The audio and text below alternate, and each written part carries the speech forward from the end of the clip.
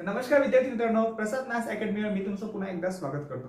तर विद्यार्थी मित्रांनो, मागच्या लेक्चरला आपण स्टँडर्ड 9च्या फर्स्ट चॅप्टर सेट्स या चॅप्टर मध्ये टाइप्स ऑफ सेट्स बघितले होते. ठीक आहे. आता टाइप्स ऑफ सेट कोणकोणते प्रकारचे असतात? Infinite set, finite set, singleton set and empty set. Okay. त्याचप्रमाणे आपण त्यावर काही एक्झाम्पल बघितले की कुठला सेट एम्प्टी असतो, कुठला सेट इनफायनाइट असतो, कुठला फायनाइट असतो. Okay.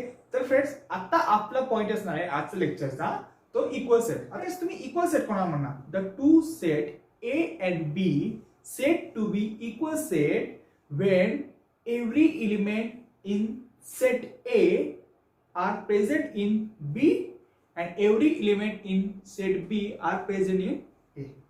That's called equal set. ठीक आहे, त्याला आपण इक्वल सेट म्हणतात. सपोज एक सेट आहे फ्रेंड्स, सपोज A हा सेट आहे, ठीक आहे, आणि B हा सेट आहे. ओके. आता बघा, ए हा सेट मध्ये सपोज 1 2 3 हे तीन एलिमेंट असतील. त्याचप्रमाणे बी या सेट मध्ये 3 2 1 हे एलिमेंट असतील. ठीक आहे. तर बघा फ्रेंड्स, तर आपल्याला आता इथं काय म्हणता येईल, ही कंडिशन बघून set A and set B हे दोघं इक्वल सेट आहे. इक्वल सेट का? कारण की बघा, ए मध्ये 1 आहे, बी मध्ये पण 1 आहे, ए मध्ये 2 आहे, बी मध्ये पण 2 आहे, ए मध्ये 3 आहे, बी मध्ये 3 आहे. ठीक आहे. म्हणजे दोघं सेट मध्ये सगळे एलिमेंट सेम आहे. आणि त्याचप्रमाणे जेवढे एलिमेंट ए सेट मध्ये तेवढेच एलिमेंट बी सेट मध्ये. ओके. त्याच्यामुळे आपल्याला असं म्हणता येईल की सेट ए आणि सेट बी हे दोघं इक्वल सेट आहे. ओके. आता नेक्स्ट बघू. तर बघा फ्रेंड्स, मी या ठिकाणी इक्वल सेटची डेफिनेशन लिहून ठेवली आहे. तर काय म्हणतो डेफिनेशन मध्ये, if two set A and B are said to be equal set if every element of set A is set B and every element in set B is set A. ठीक आहे. काय म्हणतोय तो, दोन set, एक जर दोन set असतील A आणि B, त्यांना आपण इक्वल केव्हा म्हणणार? जेव्हा A सेटचे सगळे एलिमेंट हे B सेट मध्ये प्रेझेंट असतील, त्याचप्रमाणे B सेटचे सगळे एलिमेंट हे A सेट मध्ये प्रेझेंट असतील, तेव्हा आपल्याला असं म्हणता येईल की A आणि B हे दोघं सेट हे इक्वल सेट आहे. ठीक आहे. त्याचप्रमाणे आपण इक्वल सेटला आपण symbolically A is equal to B असं पण लिहितो. Okay. Set A and set B are equal set, आणि याला आपण symbolically set A is equal to set B असं पण लिहितो. ओके. ठीक आहे. बघा फ्रेंड्स, तुमच्या पुस्तकात दिलेल्या एक्झाम्पल प्रमाणे आपण या इक्वल सेटला एक्झाम्पलच्या माध्यमातून समजण्याचा प्रयत्न करू. ओके. तर हे दोन एक्झाम्पल आपल्याला दिले त्यांनी. आता आपल्याला आहे ना, सगळ्यात आधी यांना लिस्टिंग फॉर्म मध्ये लिहून घेऊ. ओके. तर बघा, याचे लिस्टिंग फॉर्म काय येईल, आपल्याला काय सांगितलं बघा, एक्स साठी that X is a letter of the word in listen. आता लिसन या शब्दामध्ये मधील लेटर्सचं कलेक्शन आपल्याला करायचं आहे. ओके. तर बघा, L, okay, I, S, T, E, ठीक आहे. तर हा म्हणजे हा याचा रूट फॉर्म होता आणि हा याचा लिस्टिंग फॉर्म मध्ये याला केलं. ठीक आहे. त्याचप्रमाणे आपण याचं लिस्टिंग फॉर्म कसं करणार? आता याचा लिस्टिंग फॉर्म तो काय म्हणतोय, X that X is letter of the word is silent. Silent मधले शब्द S, I, L, E, N, T. Okay. आता बघा फ्रेंड्स, हा सेट ए आणि हा सेट आपला बी आला. ओके. आता बघा, हे दोघं इक्वल सेट आहे का नाही हे आपल्याला गेस करायचं. ओके. तर कसं करणार बघा, सगळ्यात आधी या सेट मध्ये एल आहे, या सेट मध्ये बी आहे. ठीक आहे. याच्यामध्ये आय आहे, या ठिकाणी बाय आहे, यस आहे, यस आहे, टी आहे, टी आहे, ई आहे, ई आहे, एन आहे, एन आहे. ठीक आहे. म्हणजे जे एलिमेंट सेट ए मध्ये असतील तेच एलिमेंट सेट बी मध्ये असतील. जेवढे एलिमेंट सेट ए मध्ये असतील तेवढेच एलिमेंट सेट बी मध्ये असतील. त्याच्यामुळे आपण असं म्हणू शकतो की set A and set B both set are equal set. Okay. तर मग आपण खाली लिहून घेऊ, set A and B are equal sets. Equal set का आले? कारण की जेवढे एलिमेंट सेट ए मध्ये तेवढेच एलिमेंट सेट बी मध्ये, जे एलिमेंट सेट ए मध्ये तेच एलिमेंट सेट बी मध्ये. त्याच्यामुळे हे दोघं सेट ए आणि बी हे आपले इक्वल सेट आहे. ठीक आहे. आता नेक्स्ट एक्झाम्पल घेऊ आपण. तर बघा फ्रेंड्स, मी या ठिकाणी सेकंड एक्झाम्पल लिहिलंय. आता हे दोघं एक्झाम्पल आपल्याला रूल मेथड मध्ये दिलेले आहे. ते आता आपण काय करणार, त्या दोघांना आधी लिस्टिंग फॉर्म मध्ये कन्वर्ट करणार आणि लिस्टिंग फॉर्म मध्ये कन्वर्ट केल्यानंतर आपण हे चेक करणार की हे दोघं सेट हे इक्वल सेट आहे का नाही. ठीक आहे. तर बघा आता मी याला लिस्टिंग फॉर्म मध्ये कन्वर्ट करतो. काय दिलंय, in curly bracket x such that x is equal to 2n. n is natural number, n belongs to natural number. आणि हा जो x येईल नॅचरल नंबरची व्हॅल्यू टाकल्यानंतर या ठिकाणी तो x 0 to 10 च्या दरम्यान यायला पाहिजे. त्यामध्ये 10 पण इन्क्लूड असेल. 10 इन्क्लूड का असेल, कारण की लेस दॅन इक्वल टू चे साइन आहे. ओके, इक्वल टू पण आहे, लेस दॅन इक्वल टू, त्यामुळे या ठिकाणी 10 असेल. तर बघा फ्रेंड्स, फर्स्ट नॅचरल नंबर कोणता आहे, 1. आता मी काय करणार, या 2n मध्ये 1 टाकणार. तर 2 into 1 2. Okay. Second natural number 2, 2 into 2. ठीक आहे. आता यांच्या जागी मी 2 टाकणार, कारण की 2 हा नॅचरल नंबर आहे. 2 into 4 म्हणजे x ची व्हॅल्यू काय येणार, 4. नंतर 3 टाकणार, 2 into 3 6, x ची व्हॅल्यू काय येणार, 6. आता यांच्या ठिकाणी मी 4 टाकणार, 4 into 2 8, x ची व्हॅल्यू काय येणार, 8. त्यानंतर मी 5 टाकणार, 2 into 5 10, x ची व्हॅल्यू काय येणार, 10. ओके. 10 प्लेन इन्क्लूड आहे. काय इन्क्लूड आहे, कारण की या ठिकाणी sign less than equal to set, त्यामुळे या ठिकाणी 10 प्लेन इन्क्लूड होणार. ठीक आहे. तर फ्रेंड्स, याचा लिस्टिंग फॉर्म हा आला. त्याचप्रमाणे आपण या सेट बी चा लिस्टिंग फॉर्म करू. काय म्हणतोय तो, y such that y is even number. y even number असला पाहिजे 1 ते 10 च्या दरम्यान. ठीक आहे. त्यामध्ये 10 पण ऍड होणार. काय ऍड होणार बघा, कारण की लेस दॅन इक्वल टू ची साइन. तर बघा 1 ते 10 च्या दरम्यानची इवन नंबर, आता पहिला इवन नंबर आहे 2, नंतर 4 6 8 10. 10 काय इन्क्लूड केला, कारण की या ठिकाणी sign less than equal to set. ठीक आहे. आता बघा फ्रेंड्स, दोघं एक्झाम्पलला आपण लिस्टिंग फॉर्म मध्ये कन्वर्ट करून टाकलं. आता आपल्याला चेक करायचंय की हे दोघं इक्वल सेट आहे का नाही. तर बघा, सेट ए मध्ये 2 आहे, बी मध्ये पण 2 आहे. ए मध्ये 4 आहे, बी मध्ये पण 4 आहे. ए मध्ये 6 आहे, 6 इथे पण आहे, इथं पण 8 आहे, इथं पण 8 आहे, 10 आहे, 10 आहे. ठीक आहे. म्हणजे जे एलिमेंट सेट ए मध्ये तेच एलिमेंट सेट बी मध्ये, जेवढे एलिमेंट सेट ए मध्ये तेवढे एलिमेंट सुद्धा सेट बी मध्ये असतील. ठीक आहे. म्हणून आपण असं म्हणू शकतो की set A and set B are equal set. ठीक आहे. Hence set A and set B are equal sets. Okay. आता नेक्स्ट एक्झाम्पल आहे फ्रेंड्स.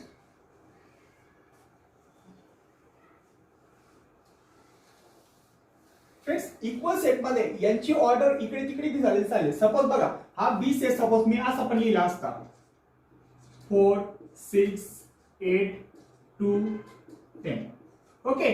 तरी हे दोघं सेट इक्वल राहिले असते, कारण की ऑर्डर काही मॅटर करत नाही. आपल्याला फक्त हे मतलब आहे की एलिमेंट सेम पाहिजे आणि जेवढे एलिमेंट या सेटमध्ये तेवढे एलिमेंट त्या सेटमध्ये पाहिजे. त्यांची ऑर्डर इकडे तिकडे झाली, त्यांचा क्रम बदलला तर काही फरक पडत नाही. ठीक आहे.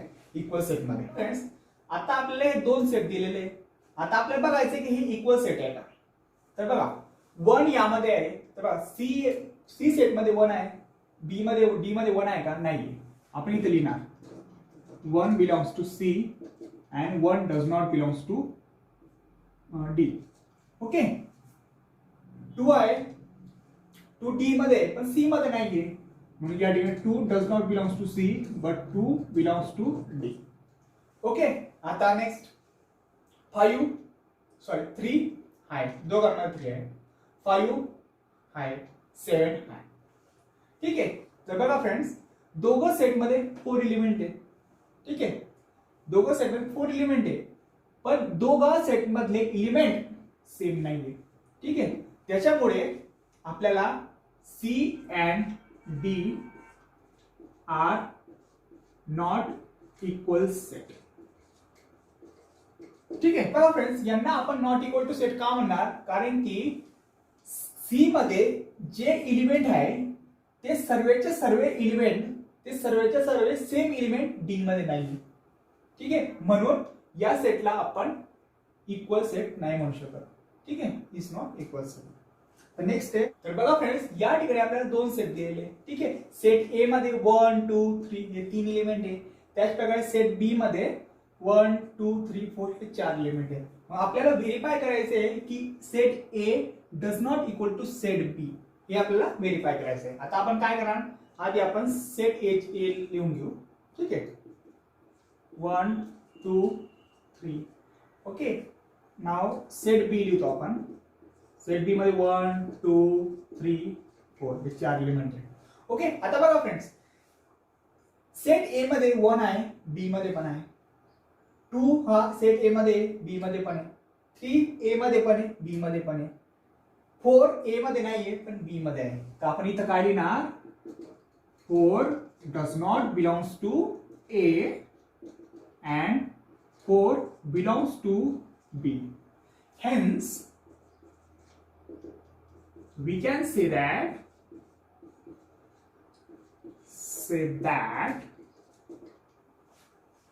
set A does not equal to set B. Okay. आणि म्हणून आपण set A does not equal to set B आपण कसं लिहितो, A does not equal to B. ठीक है, equal to B. Hence we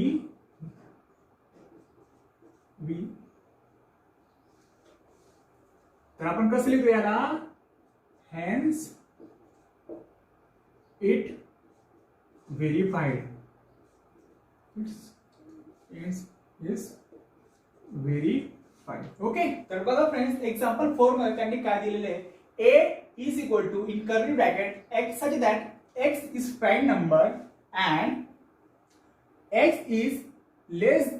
is greater than 10 and less than 20. Okay. म्हणजे आपल्याला असे प्राईम नंबर शोधायचे की ते 10 पेक्षा जास्त असायला पाहिजे आणि 20 पेक्षा कमी असले पाहिजे. ठीक आहे. आणि सेकंड काय दिलेला आहे, b इज इक्वल टू 11 13 17 19. ठीक आहे.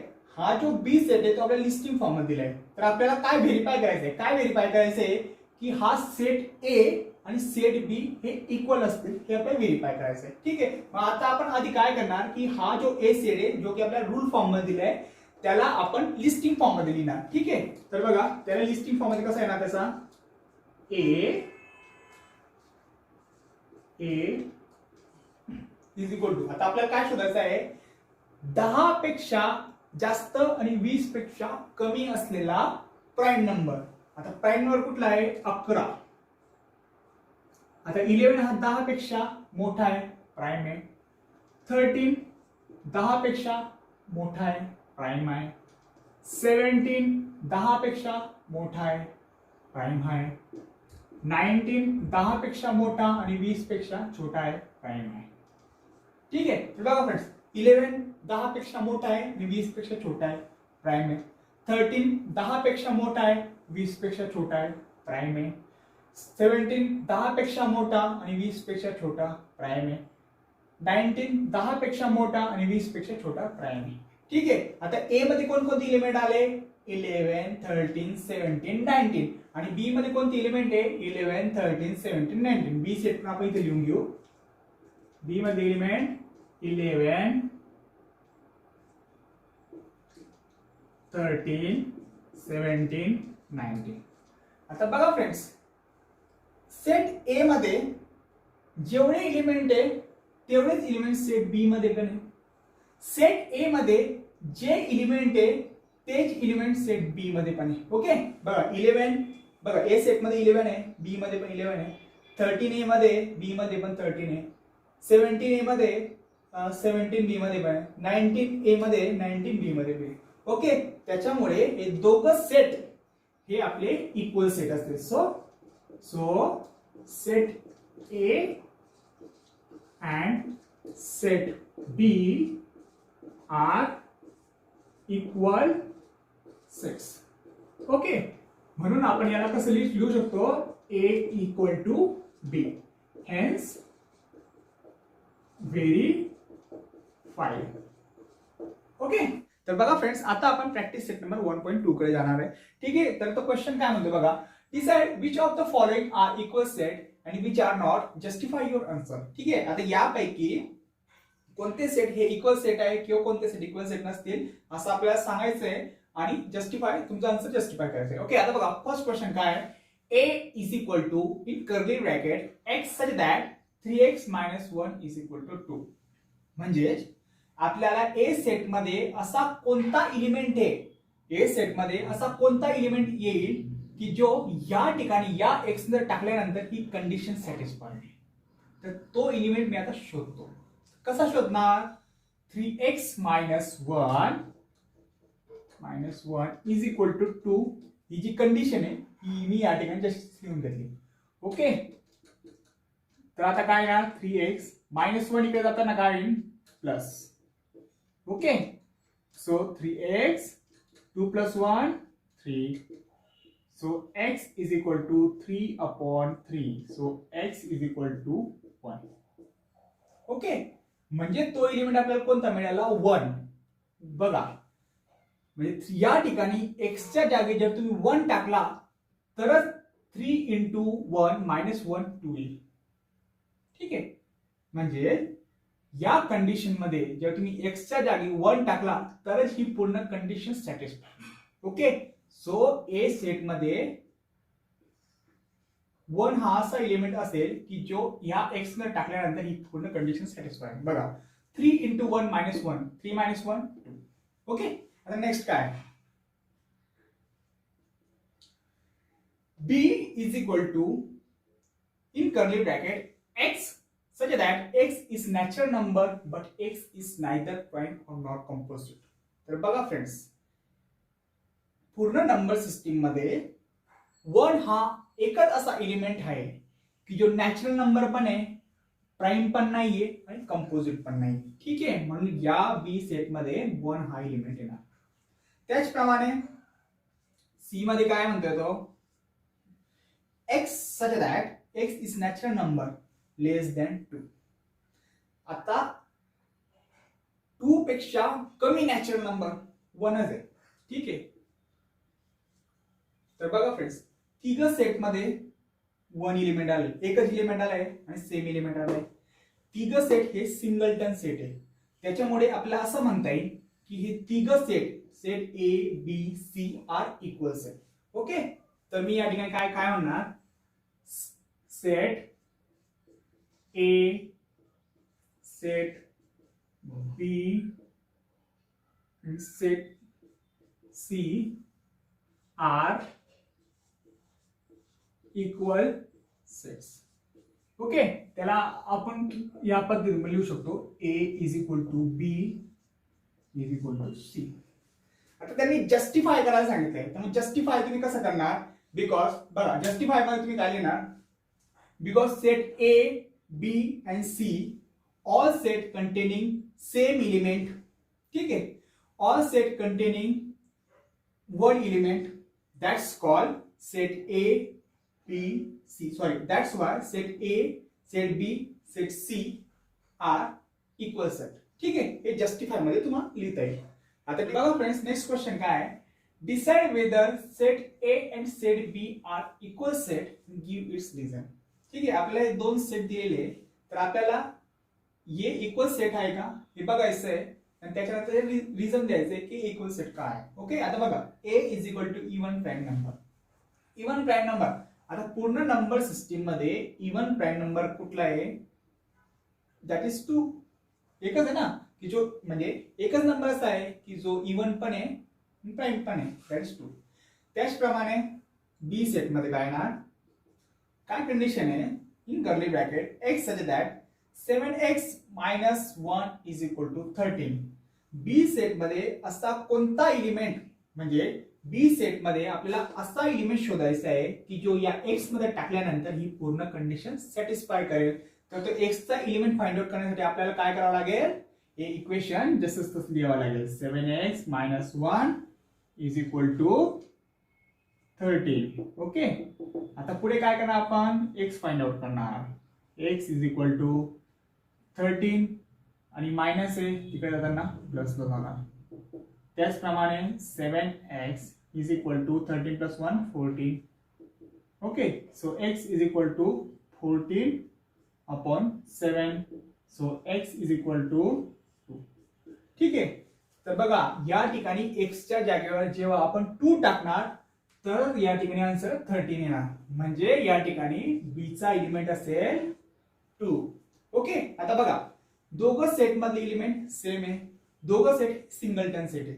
That's why we can say that set A and set B are equal set. ठीक आहे. आणि गिव्ह रिझन जर सांगितलं तर आपल्याला लिहिता येईल गिव्ह रिझन मध्ये, because set A and set B has single element, both are singleton set, that's why both are equal set. तर बघा फ्रेंड्स, थर्ड क्वेश्चन काय दिला आहे, which of the following are empty set Y.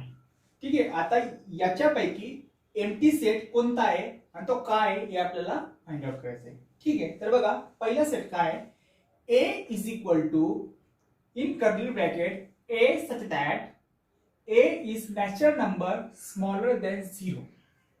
He property काय म्हणते की a हा natural number पाहिजे 0 पेक्षा लहान. आता 0 पेक्षा लहान नॅचरल नंबर आहे का कोणता, नाही, कारण की नॅचरल नंबरची सुरुवातच एकापासून होते. त्याच्यामुळे हा जो सेट आहे तो आपला एम्प्टी सेट असणार आहे. ठीक आहे. काय एम्प्टी सेट असणार आहे, कारण की 0 पेक्षा स्मॉल नॅचरल नंबर अस्तित्वातच नाहीये, एक्झिस्टच नाही. सो ए या सेट मध्ये कुठलाही एलिमेंट येणार नाही. That's why A is empty set. Okay, A is empty set. So बी.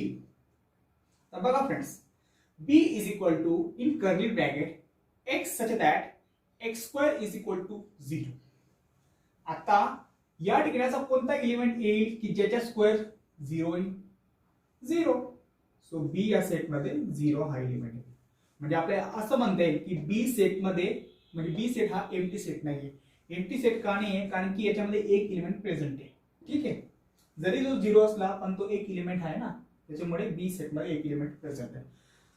आता नेक्स्ट काय, c = in curly bracket x such that 5x - 2 = 0 and s is natural number. x belongs to natural number. आता आपल्याला काय करायचं आहे की या ठिकाणी x ची अशी व्हॅल्यू शोधायची आहे की जी ही कंडिशन सॅटिस्फाय करेल, पण तो नॅचरल नंबर असला पाहिजे, तरच तो एलिमेंट सी मध्ये येणार. तर आता आपण काय करणार, या इक्वेशन मध्ये x ची व्हॅल्यू शोधणार. ओके, सो मी या ठिकाणी लिहून घेतो 5x - 2 = 0. ठीक आहे. आता मी x ची व्हॅल्यू शोधणार. सो 5x, आता -2 आहे तिकडे जाताना +2 होणार. So x = 2. आता 5 इकडे. तर बघा फ्रेंड्स, x ची व्हॅल्यू काय आली आपली 2/5.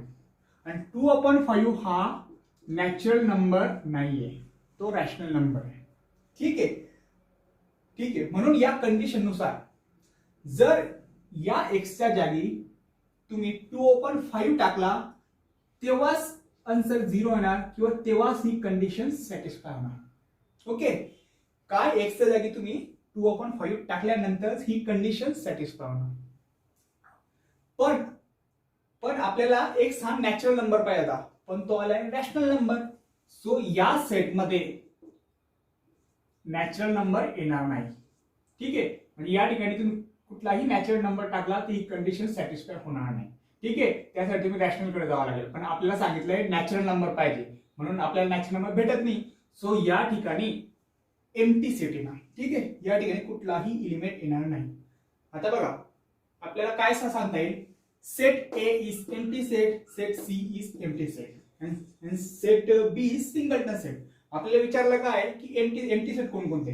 मग या ठिकाणी ए सेट आणि सी सेट हे एम्प्टी सेट आहे. एम्प्टी सेट का? Because there is no single element, there is no element, because set A and set B has no element, that's why A and C are empty set. आता खाली लिहून घ्या. Here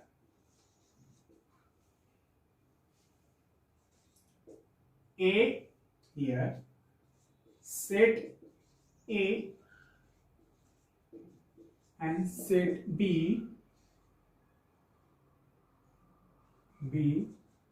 are empty set. ठीक है. आता empty set का? Because set A and set B has no element. ठीक है. Because set A and set B has no elements. Okay, that's why A and C are empty set. Okay, next. तर बघा friends, त्यांनी fourth question काय दिला आहे. Write with reason which of the following sets are finite और infinite. ठीक आहे. तर बघा या ठिकाणी मी काही एक्झाम्पल लिहून ठेवले. याच्यापैकी आपल्याला म्हणजे या एक्झाम्पल आपल्याला लिस्टिंग फॉर्म मध्ये लिहायचं आहे आणि त्याच्यानंतर आपल्याला सांगायचं आहे की हे सेट्स हे फायनाइट असतील किंवा इनफायनाइट सेट असतील. ठीक आहे. तर बघा पहिला क्वेश्चन काय, A is equal to in curly bracket x such that x is less than 10, x is natural number. म्हणजे या ठिकाणी आपल्याला काय पाहिजे की 10 पेक्षा कमी नॅचरल नंबर जे की 10 पेक्षा कमी पाहिजे. मग त्यांच्या सेट्स काय येईल? A is equal to 1 natural number, 2 3 4 5 6 7 8 9. Okay. 10 पेक्षा कमी 10 इन्क्लूड नाही होणार कारण की या ठिकाणी लेस दॅन इक्वल टू ची साइन नाही. सो 10 इन्क्लूड नाही होणार. सो याच्या सेट काय येणार? 1 2 3 4 5 6 7 8 9. ठीक आहे. आता बघा या सेट मधले सगळे एलिमेंट हे काउंटेबल एलिमेंट आहे. म्हणजे आपल्याला माहिती आहे the countable set is countable set is finite set. So हा सेट फायनाइट असेल. ओके. त्याचप्रमाणे आता नेक्स्ट काय, b is equal to in curly bracket y such that y is less than -1, y is an integer. आपल्याला y हा असा integer पाहिजे जो की -1 पेक्षा लहान पाहिजे. ठीक आहे. आता -1 पेक्षा लहान इंटिजर्स त्यांचा सेट कसा येणार? b इज इक्वल टू -1 पेक्षा लहान, -2 पासून सुरुवात होईल. -2 -3 -4 -5 -3 up to so on. Dash आला आहे म्हणजे हा जो सेट आहे ह्या जो सेट आहे याच्यामध्ये अनकाउंटेबल एलिमेंट असते आणि ज्या सेटमध्ये अनकाउंटेबल एलिमेंट असतात तो इनफायनाइट सेट असते. ठीक आहे. Infinite set. ठीक आहे. आता याचे रिझन काय देणार? Because set B is contain infinite number of element किंवा uncountable number of element, that's why B is an infinite set. त्याचप्रमाणे याचं रिझन काय देणार? A is contain countable element, that's why set A is finite set. Okay. आता next काय, set of student in class 9 from your school. इयत्ता 9वी मधील मुलांचा सेट, 9वी मधील स्टुडंटचा सेट ऑब्विसली काउंटेबल आहेत. रोल नंबर चालतो ना, रोल नंबर नुसार. आता एखाद्या याच्यामध्ये 60 रोल नंबर असेल म्हणजे एखाद्या वर्गामध्ये 60 रोल नंबर असतील. ठीक आहे. म्हणजे त्या वर्गामध्ये 60 स्टुडंट. ठीक आहे. म्हणजे आपल्याला सांगता येतं की set of student in 9th class from your school is infinite set. Okay. Sorry, finite set. Finite set. ठीक आहे. हा फायनाइट सेट असेल कारण की आपल्याला स्टुडंट मोजता येतात. त्याचप्रमाणे set of people from your village. एखाद्या गावातले लोक तुम्हाला मोजता येतील का? बिलकुल मोजता येतात. ठीक आहे. त्याच्यामुळे हा जो सेट आहे तो फायनाइट सेट असेल.